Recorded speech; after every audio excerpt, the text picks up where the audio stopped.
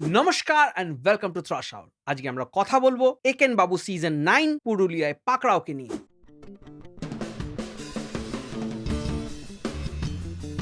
একেন বাবুর যে নখানা সিজন বেরিয়ে গেছে সেই প্রত্যেকটা সিজনের আলাদা কি গল্প, এটা একেন বাবুর ডাইহার্ড ফ্যানেরাও আপনাদের বলে বোঝাতে পারবেন। নখানা ট্রাভেল ব্লগ, আলাদা আলাদা লোকেশনে, সেই কোনো দুষ্প্রাপ্য মূর্তি বা পাথর, এই নিয়ে সেই একই গল্প বারবার রিসাইকেল করে চালানো হচ্ছে। সত্যজিৎ রায় সেই একটাই জয় বাবা ফেলুনাথ বানিয়েছিলেন, এনারা ওটাকেই নানানভাবে রিপ্যাকেজ করে পাবলিকের সামনে রাখছেন এবং ভাবছেন যে কেউ বুঝতেই পারবে না। জয় বাবা ফেলুনাতে সেই দুর্গা মূর্তি ছিল, সে একটা অরিজিনাল, একটা কপি, একটা সেই চোখের সামনেই রাখা ছিল। এক্স্যাক্ট সেম কনসেপ্ট এখানে, শুধু ফেলুদা নেই, তোপসে নেই, রয়েছে নকল জটায়ু এবং তার এক্সপ্রেশনলেস দুখানা সাগরেদ।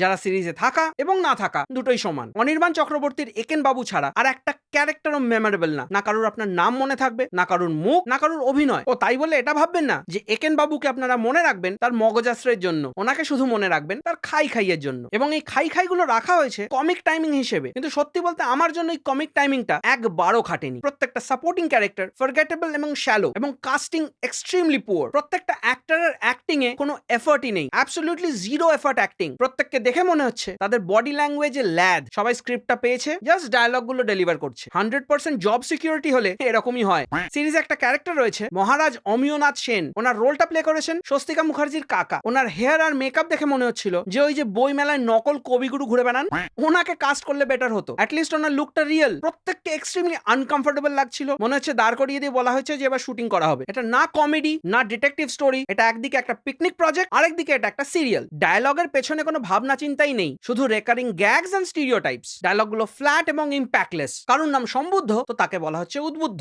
সিদ্ধ পুরুষকে সেদ্ধ পুরুষ, কালী প্রসন্নকে শুভা প্রসন্ন, উপবাসকে অধিবাস। কি ভীষণ হাসি পেল না? না রাইটাররা এটাই এক্সপেক্ট করেছিলেন যেগুলো শুনে বোধহয় লোকের খুব হাসি পাবে। 9খানা সিজন, 3খানা সিনেমা এই একই জোকের ওপর রান করছে, প্রত্যেকে পারফর্ম করছে যেন কার্টুন ক্যারেক্টার্স। ছবির সিনেমাটোগ্রাফি টিভি সিরিয়ালের কোয়ালিটিরও নিচে। কোনো সেন্স অফ ব্লকিং বা ফ্রেমিং একদমই নেই। সবাইকে এক লাইনে দাঁড় করিয়ে দেওয়া হচ্ছে এবং শুট করা হচ্ছে। এবং এনারা বোধহয় পুরুলিয়া যাওয়ার সময় ট্রাইপড, গিম্বল বা ডলি এগুলো সব কলকাতায় রেখেই চলে গেছিলেন, কারণ ক্যামেরাটা বোধহয় স্কেটবোর্ডের ওপর রেখে শুট করছিলেন। এবং বাংলা ছবির এত অবসেশন কি ক্লোজ আপ শট নিয়ে, সবই মনে হচ্ছে কাঁধের ওপর থেকে নিচ্ছে। ওয়েব সিরিজ দেখছি না টিভি সিরিয়াল, নাকি নন্টে ফন্টে, এটা বুঝতে পারছিলাম না। আশ্রমে পৌষ পরব উৎসব চলছে, সেখানে হঠাৎ করে এসে পড়েছেন একেন বাবু ও তার টিম, অথচ ওনাদের বসার জন্য পুরো ফ্রন্ট রোটাই খালি। এক্স্যাক্টলি 4টে সিট ওই 4 জনের জন্য। আশ্রমে একটা দেয়াল ফাটাটা সাইজ দেখলে আপনারা হাসবেন। আমাদের ফ্ল্যাটের মেন দরজার থেকে চওড়া ওই ফাটাটা, সেটা দিয়ে ওই ছায়া মূর্তি যখন ইচ্ছা আসেও যায়, কেউ দেখতে পায় না। এবং এই যে নকল কবিগুরু রয়েছেন, ইনি নাকি মহারাজ ওই আশ্রমে। ইনি আততাইকে বলছেন ছায়া মূর্তি, গলা টিপে মারতে যাচ্ছিল এবং হ্যাঁ এটাকে ক্যাজুয়ালি নিয়ে নিল। মানে এরম তো হয়, মেরে দিতেই পারে। আশ্রমের একটা স্টুডেন্ট রয়েছে সম্বুদ্ধ বলে, সে দেখি সারাক্ষণই ঘুরে বেড়াচ্ছে, রাত্রের বেলা টেলিস্কোপ নিয়ে দেখছে। এ তো দারুণ আশ্রম। কয়েকজন আদিবাসী একেন বাবুদের গাড়ি আটকায় গাছের ডাল ফেলে। ডালের যা সাইজ এবং দেখে যা ওয়েট মনে হচ্ছিল, ওটা এক হাতে তুলে ছুঁড়ে ফেলে দেওয়ার কথা। ওনারা ওটাকে নেবে ভালো করে ইন্সপেক্ট করছেন যে বাবা এবার যাবো কি করে। মানে কনসেপ্ট আর এক্সিকিউশনের মধ্যে এতখানি গ্যাপ যে আপনাদের দেখলে লিটারালি কষ্ট হবে। এরকম একটা আশ্রম যেটা দেখলে মনে হয় না খুব আহামরি অবস্থা, তার লাইব্রেরিয়ান সে পার্সোনাল কারে করে ট্রাভেল করে, ওনার নিজস্ব গাড়ি আছে। ভাই কোন আশ্রম, কত মাইনেই লাইব্রেরিয়ানের। ছবিতে চূড়ান্ত প্লট কনভিনিয়েন্স, যখন যেটা প্রয়োজন, যাকে যখন প্রয়োজন, সব ইজিলি অ্যাভেলেবল হয়ে যায়। একটা সিন আছে যেখানে একেন বাবু একটা কাগজে কিছু একটা লিখে আদিবাসীদের দেখান। প্রায় 15-20 ফিট দূর থেকে আদিবাসীগুলো ওটা পড়ে নেয়। না হাতে কোনো বাইনোকুলার বা টেলিস্কোপ ছিল না, খালি চোখে।